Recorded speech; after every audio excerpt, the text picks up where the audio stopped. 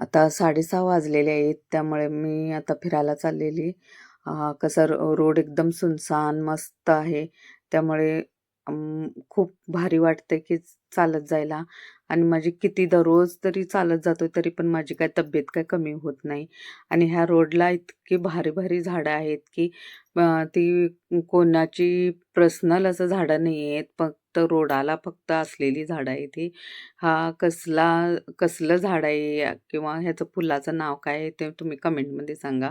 आणि रोडला वेगवेगळ्या प्रकारची अशी झाडं आहेत, की इतकं भारी वाटतं आणि इतकं ते जाई-जुईच्या सारखी फुलं आहेत ही बघा.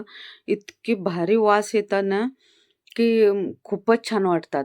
आणि रोडला पण हे फणसुड्याचं झाड आहे. हे फणसुड्याचं तुम्ही ओळखलं असेल तर मला सांगा. ह्याचे पत्रावळे बनवतात आणि हे पण झाडं आहेत. इतकं भारी वाटतं हे रोडला, की नवीन-नवीन फुलं आहेत.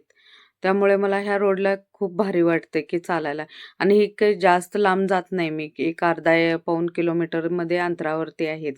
आणि कडेला काजूची वगैरे झाडं आहेत. त्यामुळे छान वाटतंय.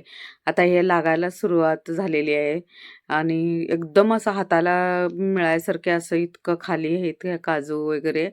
पण ते दुसऱ्यांचे असतात त्यामुळे आम्ही काही घेत नाहीये. आणि आज हनुमान जयंती आहे त्यामुळे मी एक 15 मिनिटातच परत चाललेली आहे. आणि त्यासाठी आता मंदिरकडं पुकारत होते, की या 7:30 पर्यंत मंदिर आणि मंदिरकडं पण पुकारत होते, की लवकर या म्हणून. मग मी त्याच्यासाठी गडबडीनं गेले आणि परत तयार पण झाले आणि पटपट अशीच सिंपल मी रेडी झाले.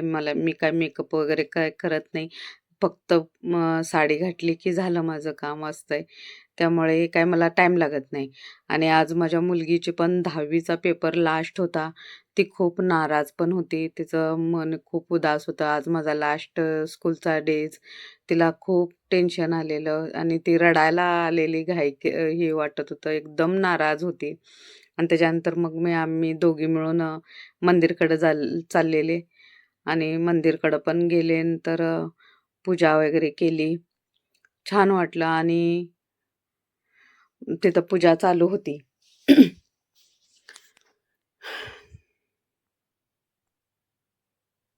वगैरे पडल्या पाळणा म्हटला आणि परत आले दुकानमध्ये कारण कपडे द्यायचे होते आणि आपलं रुटीन चालू.